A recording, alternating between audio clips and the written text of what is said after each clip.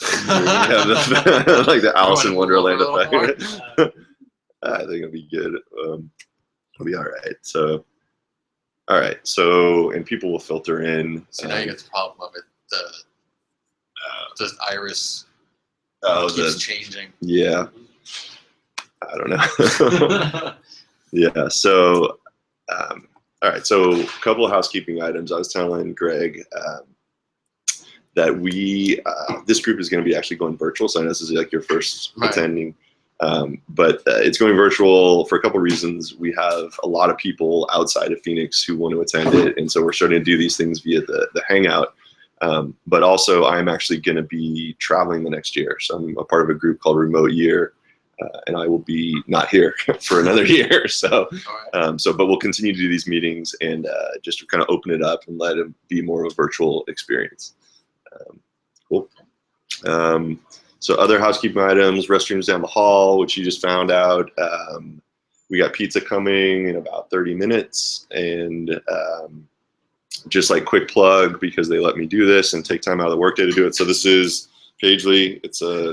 I'm director of sales for them. We do manage WordPress web hosting. So I was just telling Greg, if you have a high traffic WordPress site, or you're just, have a lot of downtime or slowness or tired of maintaining it, we do that. So we have like Oprah uses us and Disney uses us, and like these major brands. So we're very good at keeping WordPress up under load and just kind of offloading all those headaches from you. So kudos to them for letting me kind of wedge this in and do this during the work hours. And then the other thing is that I do something on the side called AC Mastery, which I'll show you guys at the end. But a lot of these techniques that we're going to go over, I've actually rolled them into a course, and it's mostly free. So there's like what I call the white belt training is entirely free at this point, and it's available on acmastery.com. It's geared more towards people coming from Infusionsoft like yourself. It shows you actually like it gives, it's going to be relevant to anyone who's new to ActiveCampaign, so it's still useful even if you don't have Infusionsoft experience. And if anything, it will give you that dual exposure to those concepts while you're learning ActiveCampaign, so you can kind of get like that broader understanding of it. But then we've quickly pivoted away from just doing Infusionsoft centric, like gearing to people coming to AC from Infusionsoft, and it's actually taking on more of generic, like what's working, like the tools that I use at Pagely, how we do our analytics, how we integrate everything through Segment, how like some kind of advanced concepts. So I think it's gonna be really useful training. And yeah, it's acmastery.com. So with that said, let's get started here. I'm gonna broadcast my screen.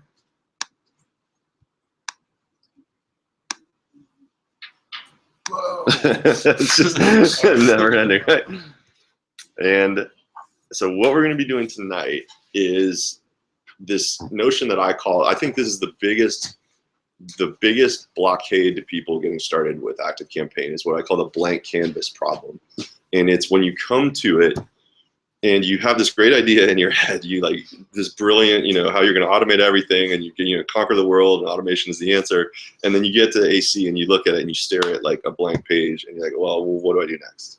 And like, to me, that is the single biggest thing that I see trip people up, is that there's no systematic way to power through that and say, okay, how do we break this into a small, doable chunk, and where do I start, right? So that's what we're going to try to conquer tonight. Is there's two frameworks I did not invent. The first one, I've developed the second one on my own, but I'm going to teach you the first one. The first one comes from this guy.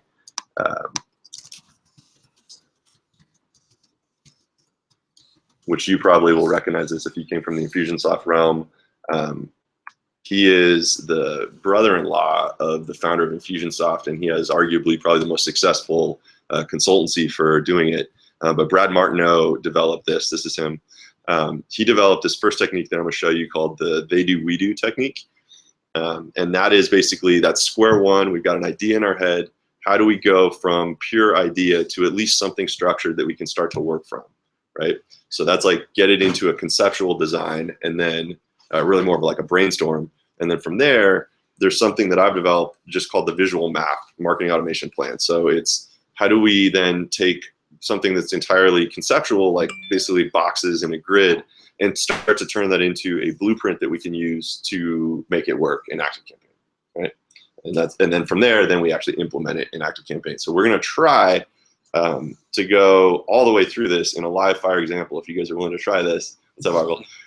We're going to try to do this from scratch and prove that it works. And this is one of those, like, hopefully the demo gods are kind, because you know, I don't know what we're going to get here. I don't know who. If one of you guys wants to volunteer, I'm going to give a Paisley shirt to whoever volunteers. But I want to take a situation that you guys want to automate that you're struggling with, and we'll run it through these frameworks, and I'll show you how that works. Sound good? Okay, so who wants to be the brave volunteer who has something they want to automate that they haven't done yet? Anyway.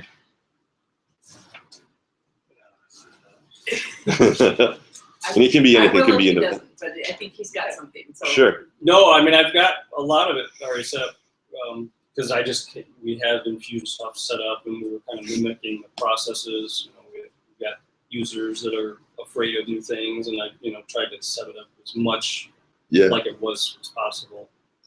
I mean, the only thing that I guess I'm struggling with now is we do on our website, we sell workshops and seminars that we do, and they're all date driven. They change all the time. And in Infusionsoft, and I didn't even know how it was set up in Infusionsoft. They use things like merge campaigns and campaign variables, dates and things like that. And that I need a beer just thinking. So that would be something that we haven't implemented in ActiveCampaign yet, because I haven't even figured out how to do it. Yeah. So. Okay. Well, we can look at.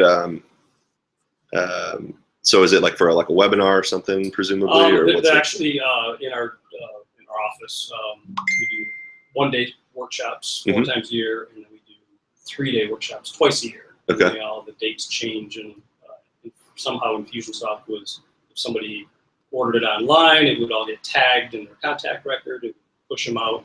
Hey, thanks for signing up. Here's the dates, and it would insert the fields and all that. So, right.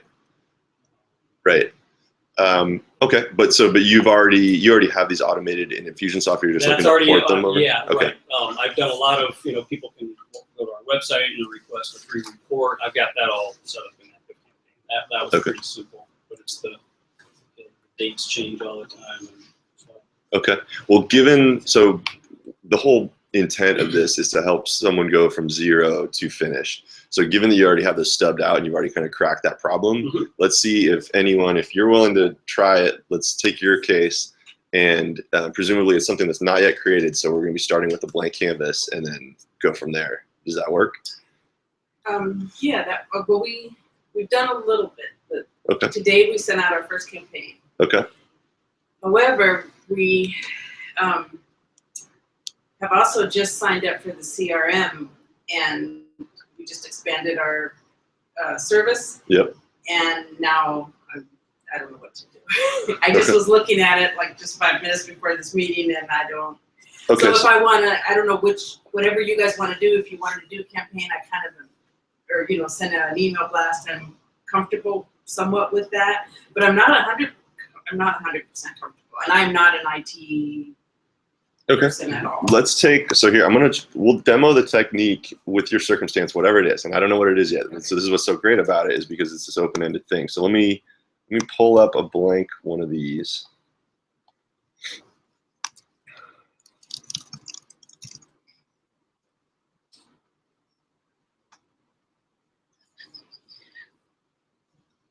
Okay, so this one has some data in it. I'll just copy it and we'll let's see.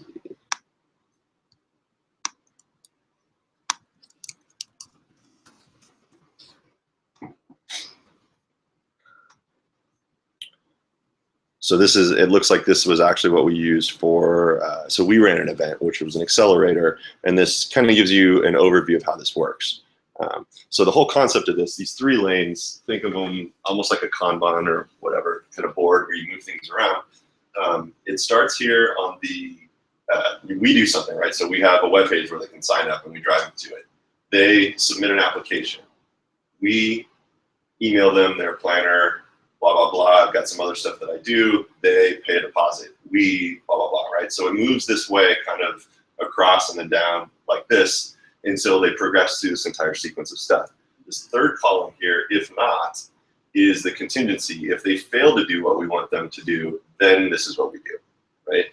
And this format, from my experience, this is the easiest way to crack that problem. Like, people won't necessarily think in terms of branching maps and stuff. Like, that is where your head starts to spin. But you can think through, okay, we do this, they do that. We do this, they do that. And then you go in and fill in that last column afterwards. And that's just a much easier process to get the wheels turning. So let's take what your situation is. Let me just delete this dummy data here.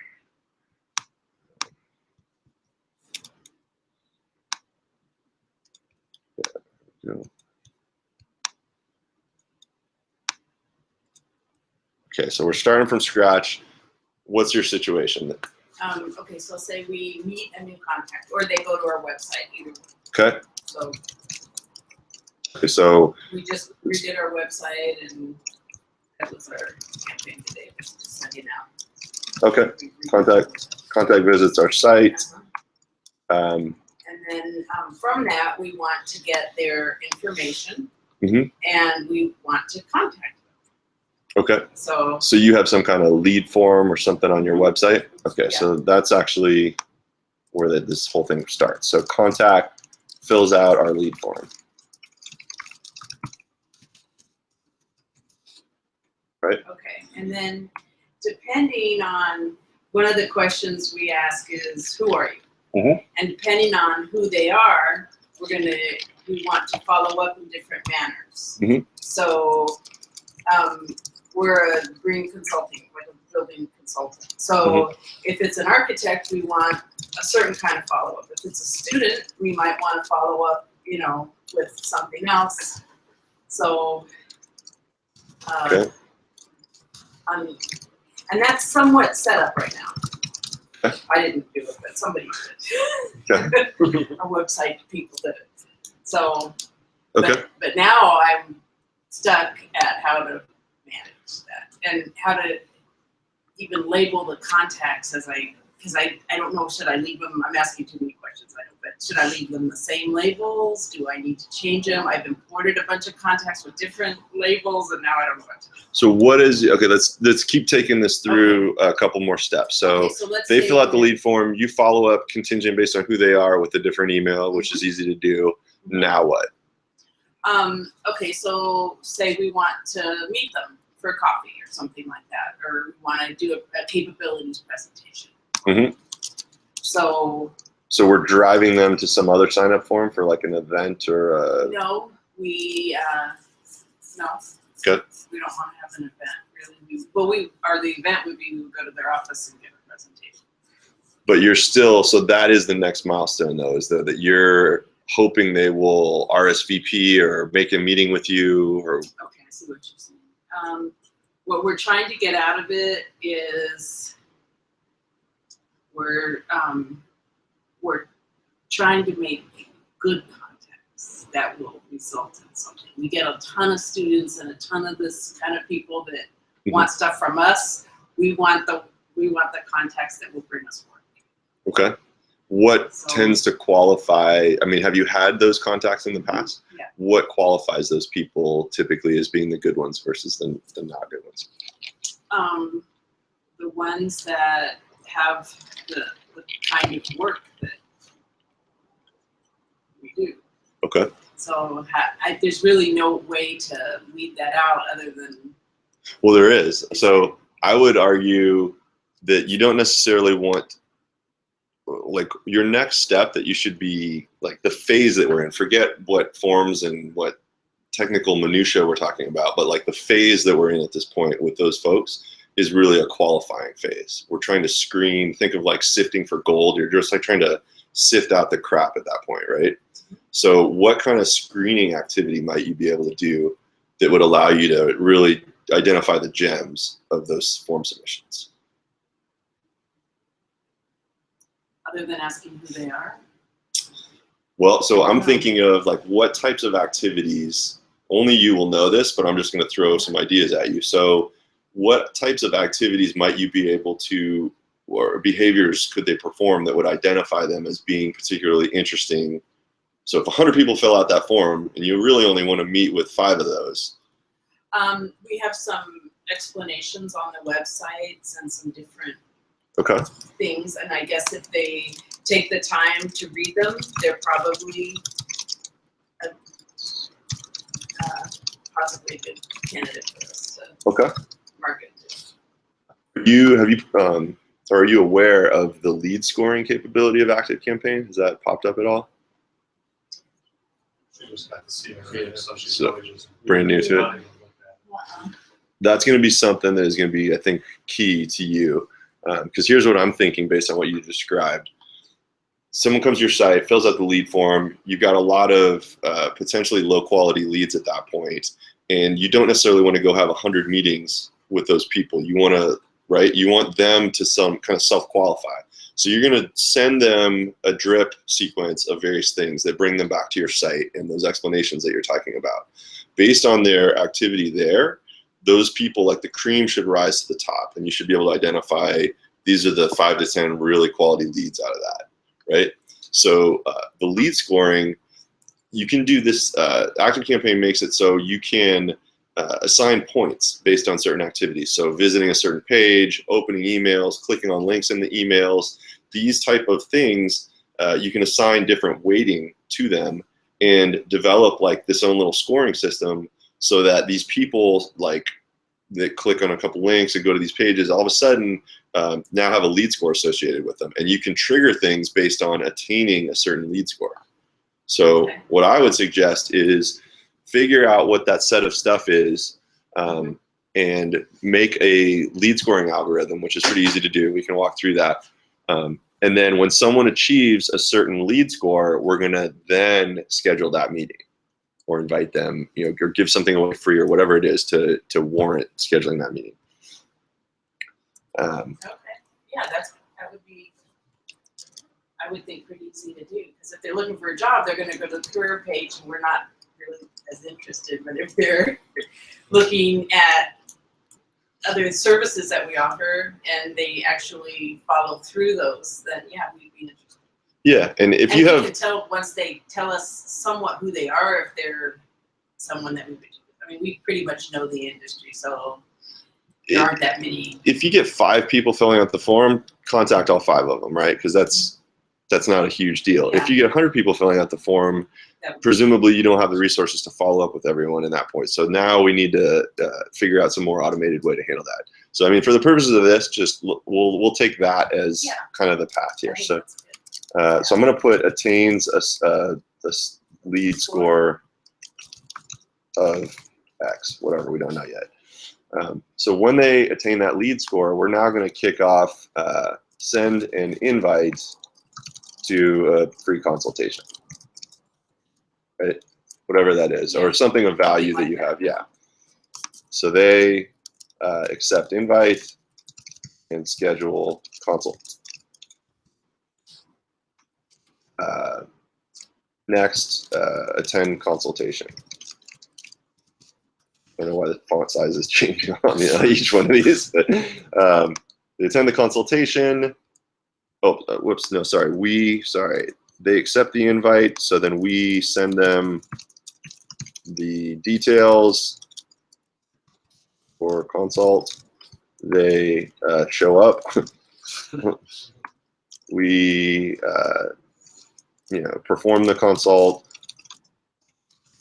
and send thank you, blah, blah, blah. So we could take this, infinitely, but we'll just stop there for that. Okay. Okay, so this is typically how you kind of progress through and think through these steps linearly. Now what we do is we go back up here and we say, if not. So way back up there on this is the very first thing that happens. They come to our website and fill out the lead form. What if they don't? What if they come to our website and never fill out the lead form? Are we going to have their info to follow up with them? No, but what can we do? This is a trick question, actually, because it has nothing to do with ActiveCampaign. I have no idea. You know? I would say, like cookie them or Yes. you do stuff like that. Remarket, exactly. So there's something remarketing, retargeting. We can retarget them. We can use something like AdRoll, Perfect Audience, Google Remarketing. There's systems that allow us to cookie visitors who come to our website or who hit a tracking pixel that doesn't even necessarily live in our website, can live in email, which is a whole different discussion. But we can retarget these folks. And so they visit our site, they never fill out the form, guess what? They're gonna see my ads when they go elsewhere on the internet until they come back and take advantage of some lead magnet that I give them, right? So we're gonna retarget them if they don't fill out the form. If they do fill out the form, we can also retarget them with a different message, but we'll just table that for now. So that's the contingency if they don't fill out the form. What's the contingency if they don't come back to our site and they did fill out the form? In other words, we sent them stuff, the qualifying questions and the trying to get them back, but they never come back. What can we do there? We can do a couple things there. I would probably send another email. Yep. Yep. We could still retarget them some more. Different message. At this point, we're talking about volume and unqualified, so I wouldn't say do a phone call, but down the road, once, you know, if they miss an appointment, that's when we might want to call them, right? So we'll leave it with that. Okay, so for the folks where they did hit that lead score, we sent them an invite to the consultation. They accepted the invite, scheduled it. Let's see. If not, what are we going to do? We're going to bug them to schedule it, right? Fail to. Send them the details, show up. If they don't show up, what are we doing?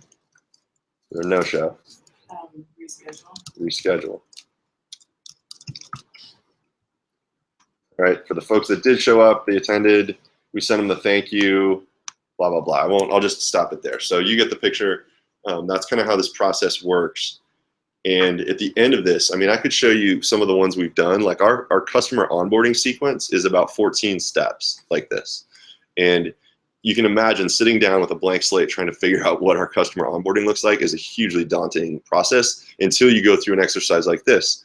The value of doing it this way, and I'll give you guys, if you want, the link to a blank Google Doc, because I've already made this thing. So the value of doing it this way is you can actually do it with an entire team, and you can do it asynchronously. You send this Google Doc around, you say, hey guys, this is what we're trying to figure out. I've stubbed out the first 2 steps, but help me fill in the rest. So this is a super, super good way to do this. Okay, any questions so far on this? Are we eventually going back to what we're going to ask on the lead form? Mm-hmm. Is that Yeah, this is purely high level kind of conceptual stuff. We'll get to that on the next step. So, cool. All right. So that is the first technique. This is the we do, they do. They do, we do. I never even remember which order it is. I called it we do, they do here. So that is this component of it. So once we flesh this out, we now have the concept of what we want to do. So now the challenge is, how do we turn this into a blueprint that can be essentially the intermediary for starting to stub this stuff out in ActiveCampaign? And I suppose you could try to take this and go directly into ActiveCampaign, but I've just had more luck going to this intermediary step. For whatever reason, I find this to be easier. And this one I think I'm going to do on that whiteboard over there. So if you guys are good with that, Arvel, I will kind of put this over there so the folks in the Hangout can see. And I'll switch back to Did this start at 6 or was it 5:30 or? 6. Okay, I felt like you walked in like I was like 30 minutes late. Okay.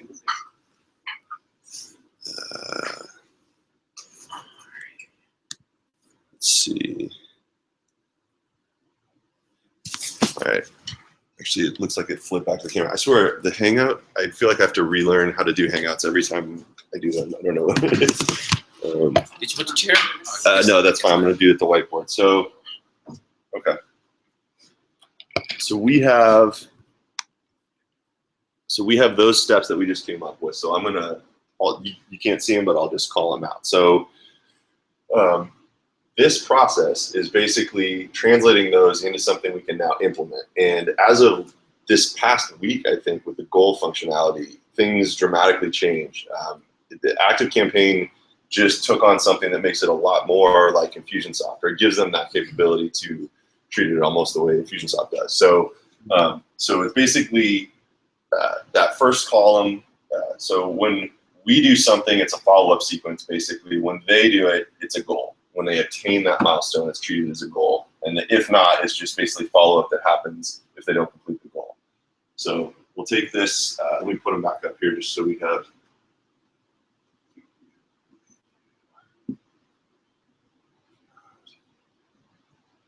I'll just put the first couple up here. So fills out form,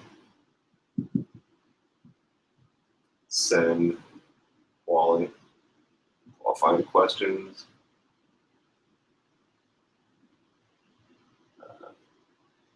attain lead score, target, retarget, send email.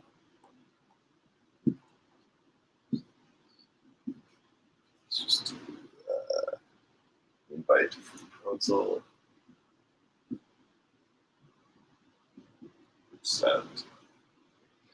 Nag. Send details. They attend. If not, reschedule. So I'll just stop here. So we're going to turn these boxes into a blueprint, right?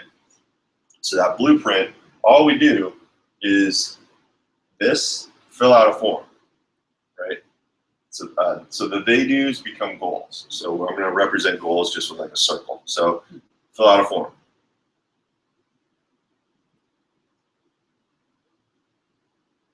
If not, we're retargeting them. There's no way, this isn't something that occurs within AC, so we're not going to worry about it.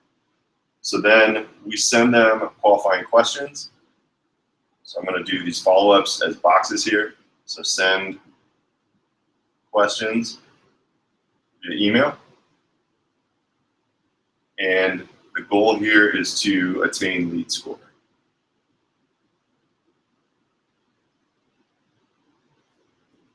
Then we're going to invite them to a consultation. And I don't need to write all this out because it's all up here. Accept. Details. Okay. So if we were in Infusionsoft land, this probably looks familiar to you, right? Like, because you can imagine the round goals and the follow-up things.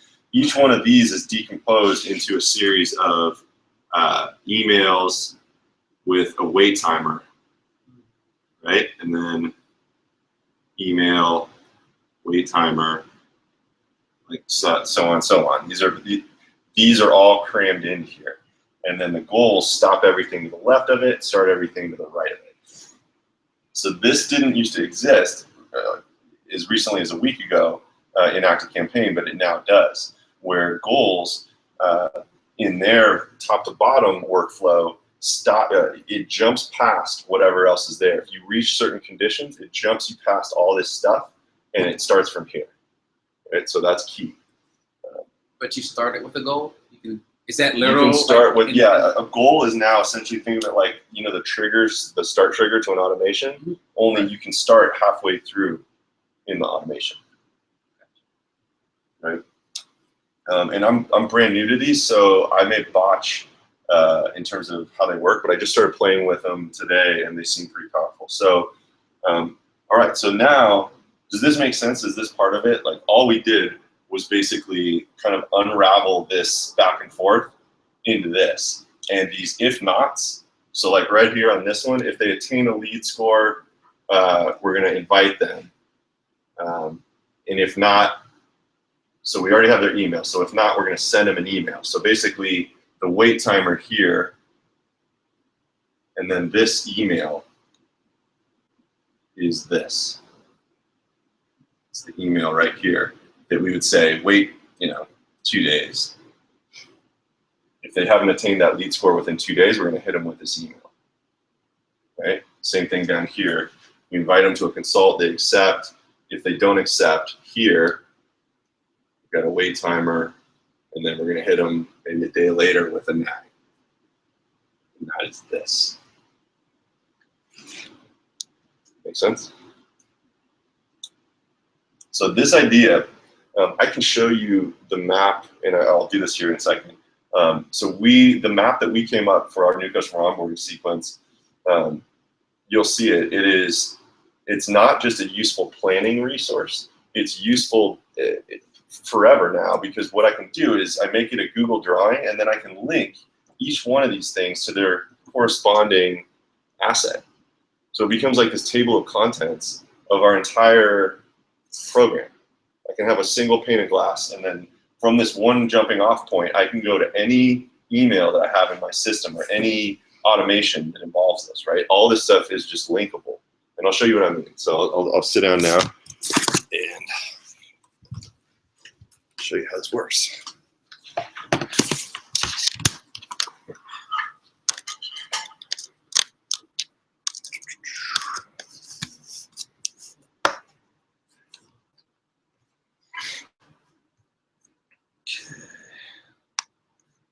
And I guess this stop sharing.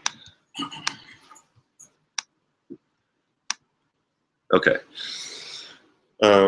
So let me just show you the one that we do.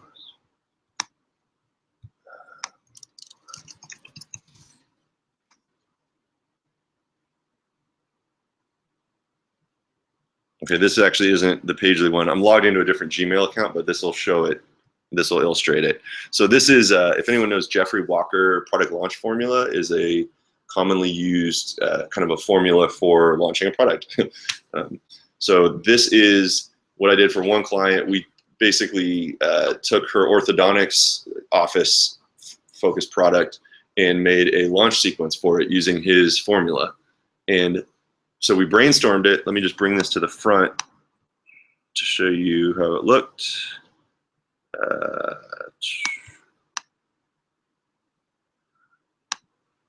So this was literally my whiteboard in my office.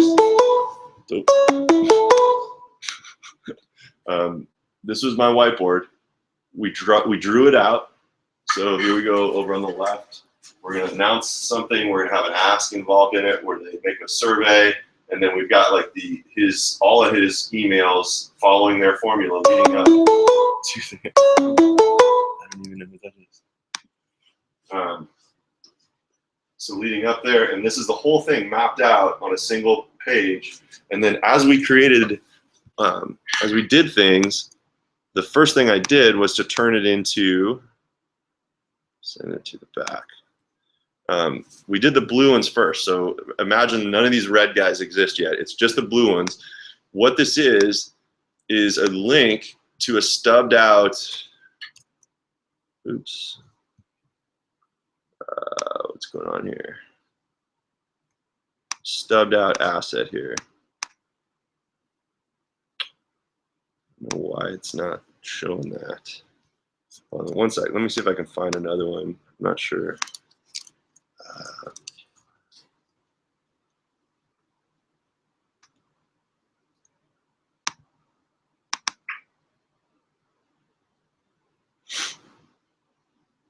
So I'm actually in process of turning that whole set of stuff into, you know how ActiveCampaign now has the ability to like the marketplace. So I'm going to turn the Jeffrey Walker product launch formula into something that's in the marketplace that'll make it easier for people to do this. But so this will show you an example though. This is what we did for each one of those steps. There was a separate Google Doc that had the goal of it and the components of it where we could brainstorm with the client, develop the components of the email, and then before we turned it into like an actual ActiveCampaign automation, we had it here. This was like the collaborative area, and then once it's linked, then we just we linked it to the actual assets. We made the email in ActiveCampaign.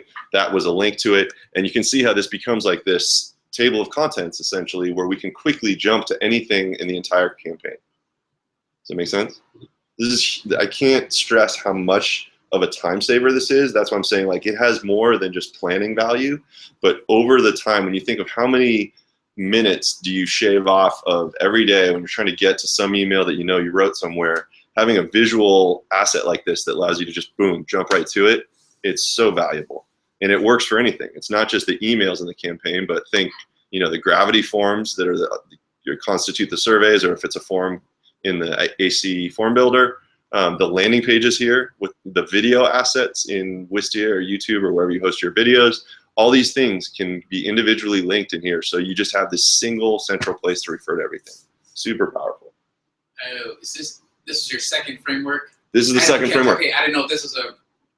Yeah, sorry. Okay. So this is what we just did on the whiteboard. This one. This is now taking that. This is like the Google Doc version of that. Oh, so this is like the third step in the same. So you went from Well, one so this framework to is another framework? literally my whiteboard, right? So imagine like if I took a picture of that and then put it in a Google Doc and started linking it. That's what we're doing right now.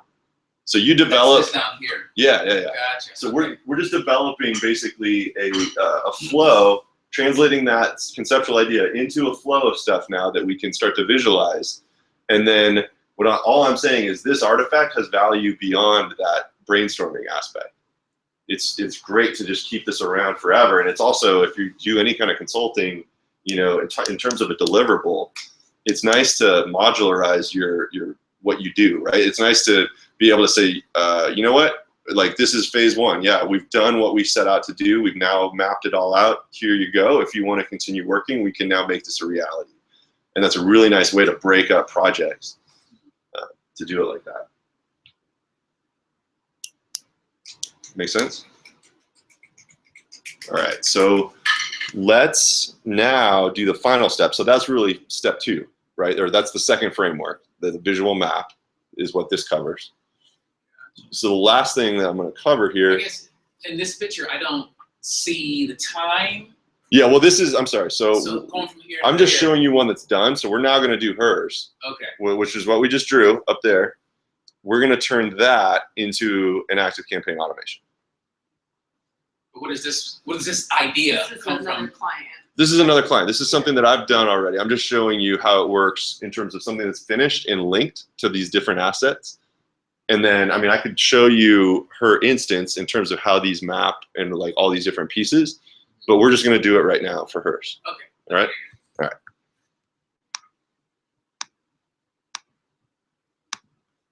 Okay.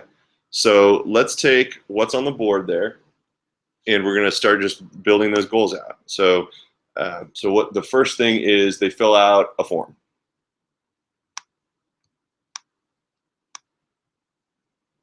Okay. So let's go to, I've already stubbed out a blank form here just to kind of speed things up. All right, so this is going to be, what do we want to call this? This is your, what's the name of your organization? Green Ideas. Green Ideas.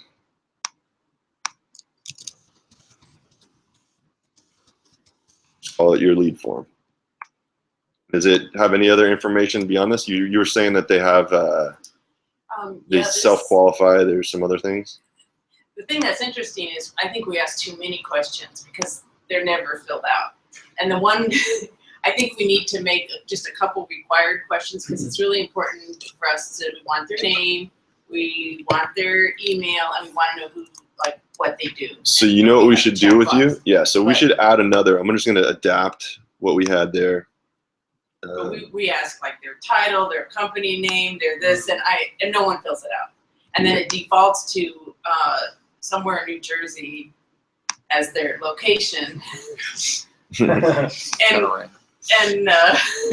the owner had just given a talk at Princeton, so I thought, wow, he's getting all this feedback. And then I signed up, and then I realized, no, it's the default. So Okay, let me. I was disappointed. This guy, whoever this is, really wants to talk. It's not the pizza guy. Oh shit, it could be actually. That's a really good point. Could someone actually go out front and see? Yeah, that's probably who it is.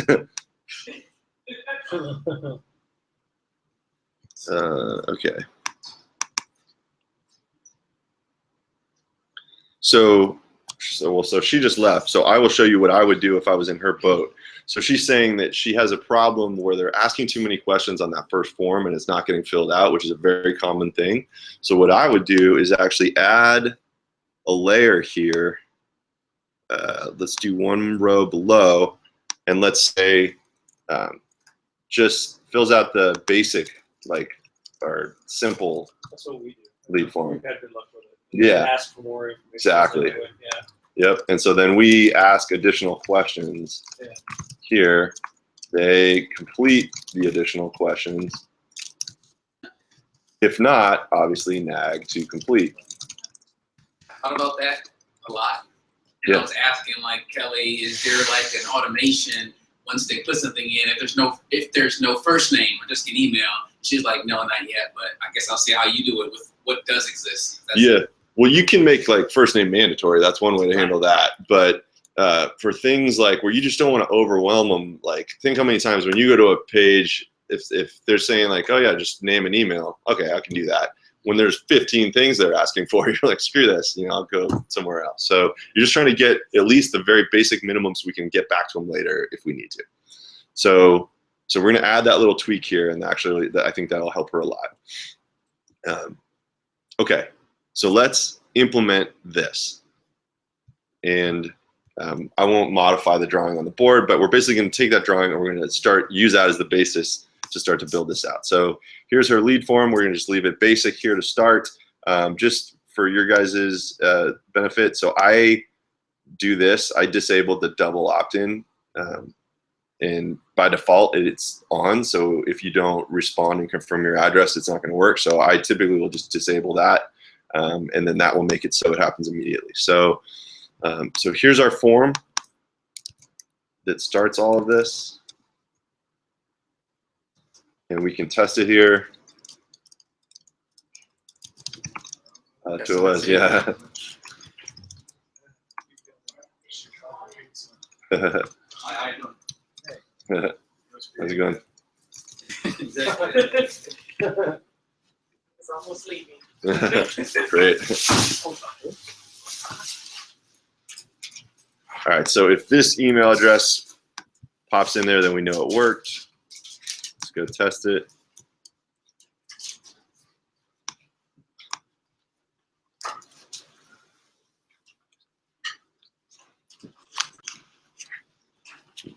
Throw them that.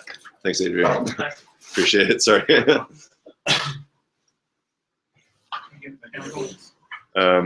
Okay, so if that email address appears here, then we know it worked. Let's test it. Here we go. And I already set up an automation I was testing earlier just to see how the goal functionality works. So I'll clear these out now. Actually, let me just kill this.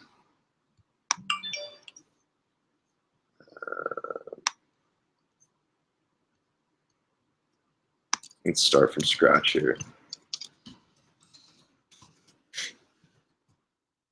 So you normally start with an existing form? Because my first, couple months using this, I never used the forms. I always had my unbounds or all them other forms, and I always start with something different, like next to a list, gets tagged. I just did it for, I use Gravity Forms, frankly, so I don't use the AC form builder, but just for the sake of like making it so if anyone else wants to follow along and do it on their own, I just figured to do it this way. But yeah, totally. You could start it off of a tag, whatever. It doesn't really matter. Okay, so let's go from scratch then. We'll create the automation that's going to implement that. So new automation. What's going to kick this off? I have that form submitting to a list. So I'll just say when they subscribe to this Phoenix ACUG test list. One thing, I always set this to multiple when I'm developing, because this can burn you. If you're running contacts through it multiple times while you're testing, you'll scratch your head when it works the first time and then it doesn't work after that, and you'll think, what's going on? And it's just because this limits it so it can only run once. So I would set that to multiple. The other hang up there that always gets people is flipping it to active. It's just, it will infuriate you when things don't work and you can't figure out why, and it's, oh yeah, because it's inactive by default. So just make that active right off the bat, assuming you're running just tests. And okay, so now first thing we're gonna do is fill out that form. Well, right now the form is the only way to get on this list, so this is just like inherently triggering it by virtue of being on this list. So there's really nothing for us to do to fill that. So the next thing is send them the qualifying questions. We made a small tweak while you were outside getting the pizza guy, and here's what we did.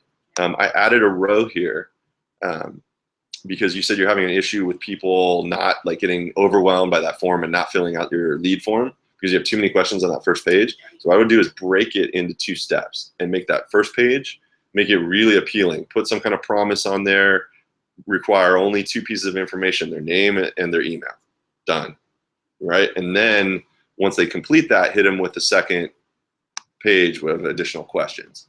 And that's where you grab the who are they, what do they like, why are they there, blah, blah, blah. And then if they fail to complete those, at least you got their email so you can go nag them later to go fill it out, right? Okay. So That makes sense. that pattern, for sure, make use of that pattern because it definitely works. Okay, so we're just hitting with a basic lead form right now. And so we made that form, we confirmed that it works. So they're on this list now. So we're gonna send them, here's where we would basically do, we're gonna nag them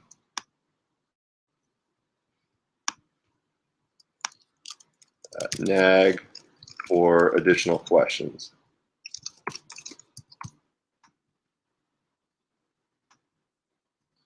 And I'm not actually going to write this email.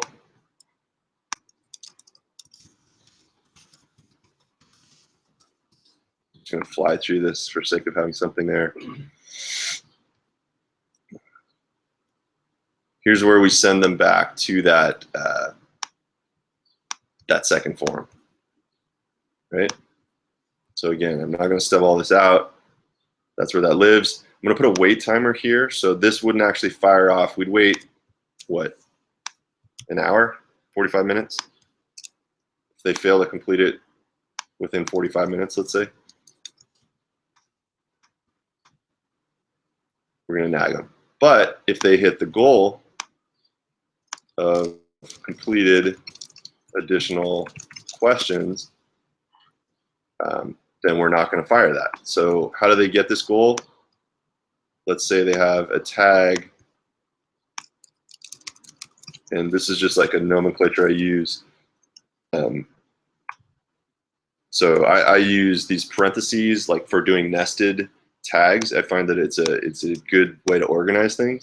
So I have one, the way I use my ActiveCampaign, I have multiple entities housed under the same ActiveCampaign instance. And so I preface everything by the entity name and then typically like the stakeholder, then So let's do lead submitted additional questions. Okay, so if that tag exists, that's the goal. This right here is basically saying only when this goal is below the contact's position, so, or can it be anywhere? So in other words, if they've already passed this, do we want to bring them back to this? Probably not, right? So that would be the way that it defaults right here. If we always want them, regardless of where they are, to jump back to here in the event that these conditions are met, then we would set this to anywhere, but we don't. So if they get, if they fill out the second questions, we don't want to nag them about the second question. So we're going to leave that like this. And then this one is saying, should we be a gatekeeper, basically? Should they not be allowed to pass that if they haven't met those conditions yet? Which in this situation, I realize this is kind of abstract. So this is basically saying, if they don't have this tag, do we let them go by anyways? I think we say continue anyways in this situation. They don't have the goal conditions. Yeah, so this will stop them. If we have it wait until, then this basically acts like a wait until timer. When they get to this goal, it will wait until they have those conditions. Which is filling out the second set of forms. Right. Okay. Right. So actually, in this case, I think we actually want it to operate like a wait until timer. Because, yeah, exactly. So they will have, in other words, they will have completed that second set of questions. This condition will be met. They'll be able to go right by it. So we'll do this. Okay, so we're now to that. Well, that's not drawn. We didn't include the second set of questions on there. But now we would be at the attain lead score because we're going to, we're going to send them now. This is where we send them invite, like, so what we're going to send them like resources, qualifying resources, I'll call it. We're going to send them those links to those various pages on your site that you were talking about, where if they go and they take the time to read a bunch of explanations, we now know that they're a pretty qualified lead. I'm going to send them that email.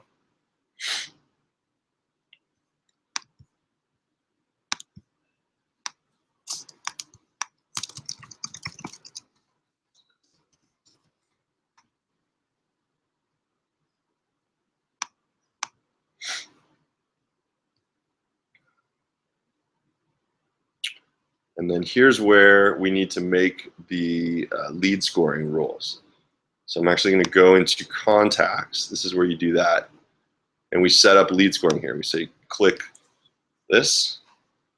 Oh, and I have, so this instance of it doesn't have that. So I actually have one of the really old grandfathered instances of ActiveCampaign before they had lead scoring. So I'm paying a very small amount for it, and I don't use it on this instance, so I don't care.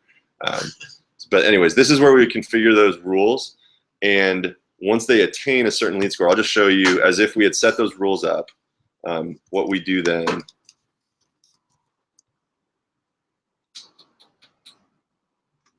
Where did that go?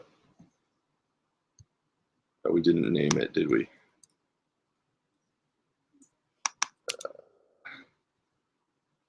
I think we named that last one. Yeah, so this is it. Got a question for you. Yeah. Right here. So to break out to this, is this a separate automation? Because it's. I would argue that it should be. That's how I do it. Yeah. So I like to start for that case, and that's a great question. So rather than put all this stuff in line like this, which I think gets super kludgy and it's all kludgy. It's just not modular. Like, you want to be able to do what you're talking about is have it all contained within a sub automation, and you kick that off. And then it's very easy to just stop that sub automation. Right, that's how my mind works. Like, I have no experience with Infusionsoft or anything, but my mind goes there, and it just looks like my system's going to be so complicated. So I get intimidated by going that direction, because I'm like, I'm going to organize all these different automations and all these different contingencies in a structured way. But anyway.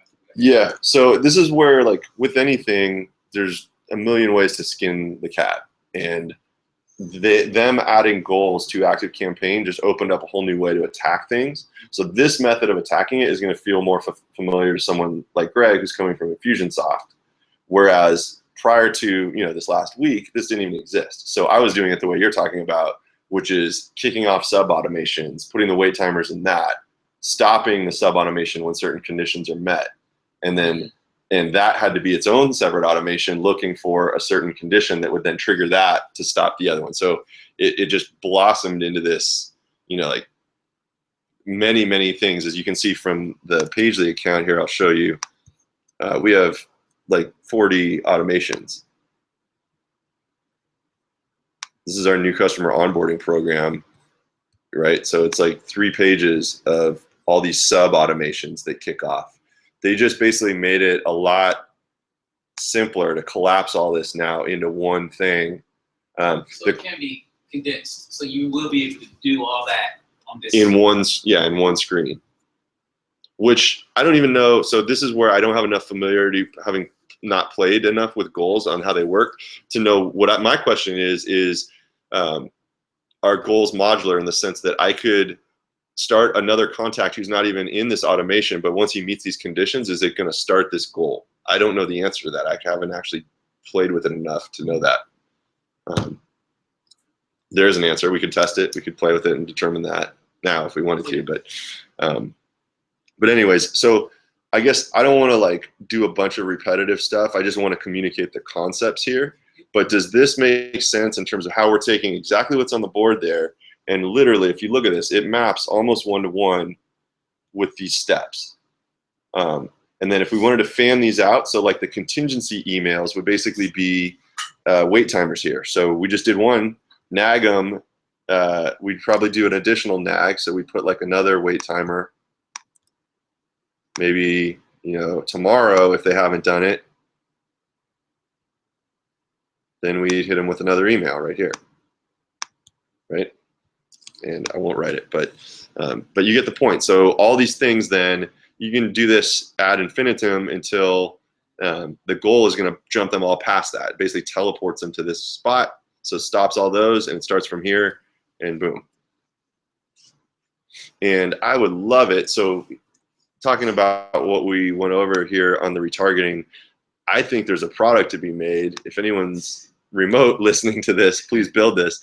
I think there's a product to be made that enables you to control other systems from within this pane of glass. It's like, so I want a workflow option, like a sending option here of send a tweet, send a Facebook message, send a LinkedIn message.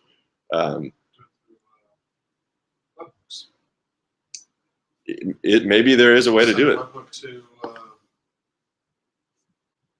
hell's the thing with the Hootsuite or something, or no, Zapier. Zapier, thank you.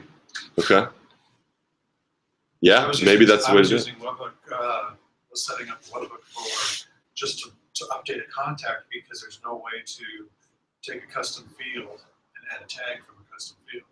So you can set a webhook where I can take a custom field, choose it to Zapier. Zapier then comes back and updates the Right, with contact the dynamic with the tag, yeah. Now it's a tag. Interesting. Yeah, that's a good idea. If that works, that is Zapier and send it to Hootsuite or huge. whatever. That's huge. Because to me, like, think about like the magic of this automation. In my opinion, it's what this guy Jermaine Griggs calls scaling personal attention. Being able to surround people with like 360 messaging. So we know that like our process here is 45 minutes later, they're getting an email from us to go complete those questions. A day later, if they haven't done it, guess what? We're gonna start retargeting them. We're gonna turn on retargeting it. So I'm gonna turn on my ad roll account, feed it in this contact, and now they're gonna start getting messages, like they're gonna start seeing ads on the New York Times for something related to the service, right? That brings them back. 3 days later, they're getting a tweet from me. A week later, they're getting a LinkedIn message, right? Surrounding them with everything we know about them, hitting them from all angles. And they say, what, you got to touch someone like 7 times with your message before they actually react to it. So same is true in this sequence. They've already, you know, they're already qualified to some extent, but now we just need to get them over that next hump.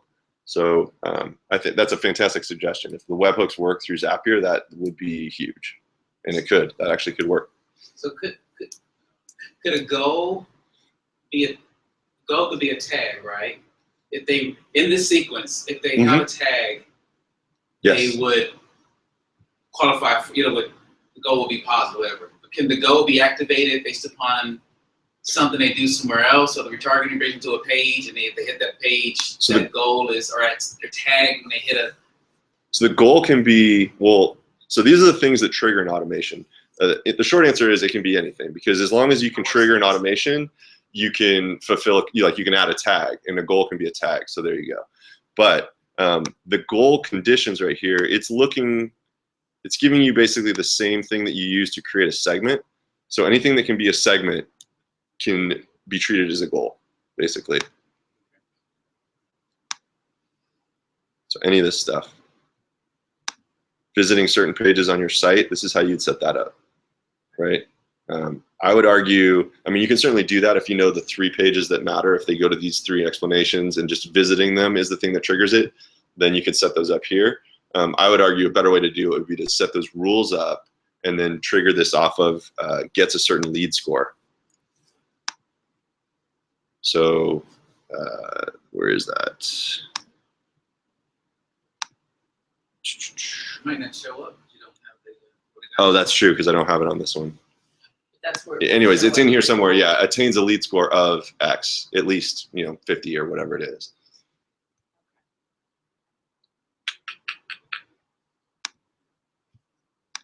So I mean, does that make sense, or what aspects of this are confusing to you guys? I'm just afraid I won't be able to do it. It looks so easy when you're doing it, but I'm, a little nervous about doing it. But I think the only way I'll learn is just digging in and trying it. You can't break anything. I mean, realistically, unless let me qualify that. You can definitely. You can't break anything if you don't have people in your instance, or something else. Yeah. Well, what do you mean in my? Well. Unless I have just like myself in there. So like this list that I keyed this all off of a new list. And by the way, everyone knows that lists are likely going away at some point. So this idea of like running a bunch of lists is probably a bad one. You want to turn those into tags. I thought this was sort of true from what Jason was saying. My understanding is they're eventually going to phase out lists. And so I asked the question, hey, should we even be using lists, or should we be basically building everything off of tags? And they said tags. If you can do it from... I use tags, but I've heard that they still like to keep that list functionality, just that's what some people are used to. They don't want to get rid of it. It'll be, I mean, it's one of these things where given how much legacy, how many people are using lists, I think it's going to be pretty hard for them to just one day turn it off. When I talk with Jason, it seems like they don't like to get rid of, they don't like to do things that's going to cause a lot of problems for old customers. Right. Existing customers. Right. But this is like a safe way to play with it, right? Like there's only 2 people on this list, those 2 contacts I added. So the worst thing that can happen is I get 2 emails that I shouldn't have gotten, right? I can't, in other words, I can't, there's no fatal errors here. Where it's fatal is when I have, when I'm operating on Pagely, it's terrifying because I've got 11,000 or 10,000 contacts that could suddenly, get an email that shouldn't. But you go ahead. Just trying to, I loved the first picture, and that, saw new to me. Yeah. But this part kind of, I'm trying to think, could I go straight from here to there? Like I didn't, because I'm not an Infusionsoft person. Yeah. It just didn't translate. Okay. If it makes, dude, take whatever helps you from this stuff. If you can go straight from that conceptual thing above right to ActiveCampaign and that makes sense to you, do it. You're saying the we do would be like an automation? That's more I'm thinking. That's creating automation. Then again, you only need one automation per. Well, I know this is where, again, like the paralysis of having so many different ways to accomplish it is kind of one of the things that sucks. It's freeing and that like it's neat that we can do it in a lot of different ways, but it also then kind of leaves you like, which way do I go? So ultimately, the answer is yes. Those, if you can think of those as sub-automations, the we do's are all sub-automations you're kicking off. The they do's are basically either tags or goals, or it's some milestone where they're completing an activity. However you need to think getting more contact data could be used in all kind of different scenarios. So having a separate goal or automation whenever you need more contact data, fill out a form. Yeah. That's its own one, and then and its follow-up sequence seems like its own world. Yeah. So maybe it's like that way. It's an automation. But here, right? So like this is a chain. From here, from left to right, is its own automation.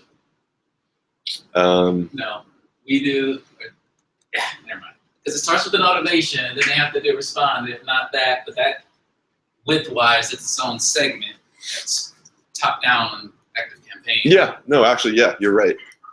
Yeah, because that right side will never even fire. It's behind a delay timer that will never even go if they've hit the thing that then bumps them to the next automation, right? So so exactly. Those horizontal rows could all be individual automations, and you're just moving them to the next one. Stop the last one, move them to the next one. That's a great way to do it. So how do you, if you have one automation, and then if they complete that automation, you want to have them go to a different one, how do you get from one to the other? So yeah, so let's show you how to do that. You had a lot of sub. Yep. Yeah, so let's say instead of sending these emails, what we did here was start another automation. I'll pick one that I've already done. So wait 45 minutes. If they never gave us those second set of questions, we're now going to kick off the thing that nags them to go give us those questions. And that's all contained in a sub-automation somewhere else. So then when they reach this goal, what are we doing? What is the first thing we're going to do? They just gave us what we want. We got the second set of questions. So now what are we going to stop? Oh, after the second set of questions? Well, no. They filled out that form. So they gave us the Yeah. questions that we were hoping So to give we're going us. to suggest a time to set up a presentation. But what did we just start up here earlier? So by default, they fill out the form. We're going to kick off this thing that's going to nag them to give us the second set of questions. But they just gave us the second set of questions. We just hit the goal. We sent them an email saying something. I don't know. I So- don't know what we're going to do. Yeah. So sorry. So basically, let me just make this like a little. CRM, so somebody in the office has to contact them. To the India automation. We're going to end the thing that was going to nag them, right? Infinite loop. Oh, If it's an yeah, infinite loop, it's just going and going and going and going. because Yeah. it would automatically. Invite them again to fill out the information. Yeah. So we're kicking this off as soon as they submit the form, but it's never going to run because there's a delay timer that says wait 45 minutes. So it'll never even hit this. Actually, let me think. Yeah, actually, so we wouldn't have to do this. I take that back. Given how this is, usually I put the delay timers inside of this. So this is how I'll do it. I'll kick off this other thing. The delay timer is within that. It's going to wait to send the email. And then all we're doing is stopping that here because we don't, they just gave us what we wanted. So we don't need to nag them anymore. So let's stop the nag sequence. But it hasn't run yet anyways because there's a 45-minute delay. And we got it 5 minutes after they filled out that first set of questions. But anyways, this is where it's like I can show you 10 different ways to do this, and it'll just provide more confusion. So do what works. Do whatever way makes sense to you. Do that. For me, I came from the Infusionsoft realm, so that bottom sequence there makes a lot of sense to me. It's just how I visualize things for so long. But if you are coming from the AC realm and that's more comfortable to you, do it whatever works for you. Cool. All right. What questions? Then we'll just go to pizza. I just say your other framework. Is there a simple example of how that helps? Because your visual framework and how that was two different. Oh yeah, let me just actually show you. I got to log into another account here to show you.